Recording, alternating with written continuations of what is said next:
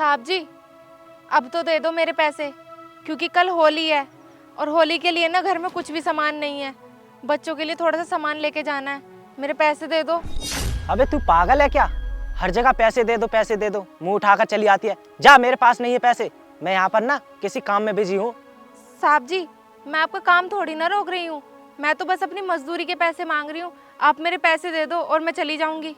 पिछले महीने तो दिए थे मजदूर के पैसे, अब तो फिर मांगने आ गई। अभी महीना पूरा हुआ नहीं है, उससे पहले पैसे मांगने आ गई। साहब जी, वो तो मुझे भी पता है कि महीने के अभी 5 दिन बाकी हैं।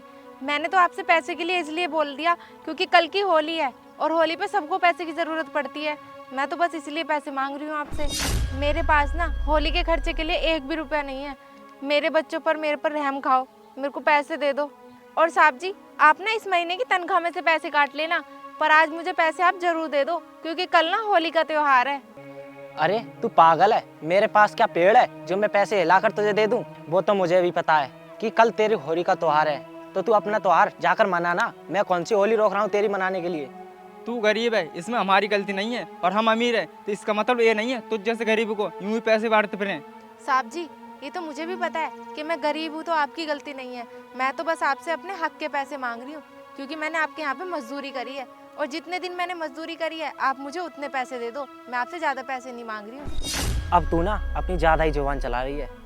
ये बता, तेरे पास क्या सबूत है कि तूने हमारे पास काम किया है? हम पे नहीं है तेरे कोई पैसे, अब चुपचाप निकल जाए यहाँ से। अंकल, मैं हूँ सबूत, और मेरी मम्मी ने ना तुम्हारे पास काम किया है। अंकल, मुझे भी पता है। अबे ओए, तुम छोटे छोटे तो बच्चे हो और मेरे खिलाफ गवाही बनाओगे? चल निकल यहाँ से। तुम्हें तमीज नहीं है क्या? इतने छोटे से बच्चे के लिए तुम धक्का लगा रहे हो। अगर ये रोड पे गिर जाता तो इसका हाथ पैर टूट जाता तो क्या होता? अगर इस गरीब का हाथ पैर टूट भी जाता तो मुझ पर क्या फर्क पड़ता? अच्छा, तुम पर कोई फर्क नहीं पड़ता है। गरीबों के चाहे लगे चाहे उनके कुछ भी हो, उनकी मजबूरी से परेशानी से तुम्हें कोई मतलब नहीं। फर्क तो अब तुम्हारे लिए पड़ेगा। मुझे बताओ क्या परेशानी है और क्यों तुम्हारे बच्चे के लिए ये धक्का लगा रहा था?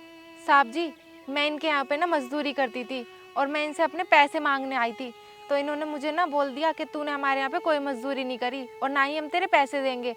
कल होली है, मैं इनसे इसलिए कुछ पैसे मांगने आई थी। ये बताओ, इनके पैसे दे रहे हो या नहीं? नहीं देंगे पैसे। और तुम होते कौन हो? मैं कौन हूँ अभी तुम्हें पता चलेगा।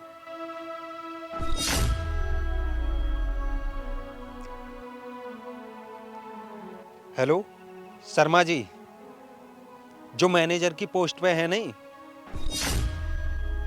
उनके लिए रिजेक्ट कर दो। ठीक है, फोन करके बोल दो उनसे। अब पता चलेगा अभी।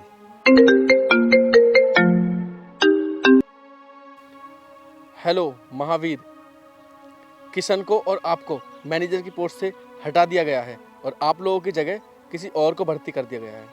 हेलो हेलो हेलो सर, आप ऐसा क्यों कर रहे हो? क्या हुआ महावीर? किशन, ऑफिस से ना सर का फोन आया था और हम दोनों को मैनेजर की पोस्ट से हटा दिया है। क्या यार महावीर, ऐसे कैसे हो सकता है? ऐसा हो नहीं सकता है, हो गया है। अब तुम जॉब से निकल गए हो। अब तुम मजदूरी किसी को देने के लायक नहीं, अब लेने के लायक रह गए हो। अब तुम जाकर रोड पर भीख मांगना, तब तुम्हें पता चलेगा। अब तो औकात की पता चल गई कि मैं कौन हूँ। अब खड़े खड़े मेरा मुंह क्या देख रहे हो? चलो निकलो यहाँ से। कितना पैसा था तुम्हारा मजदूरी का?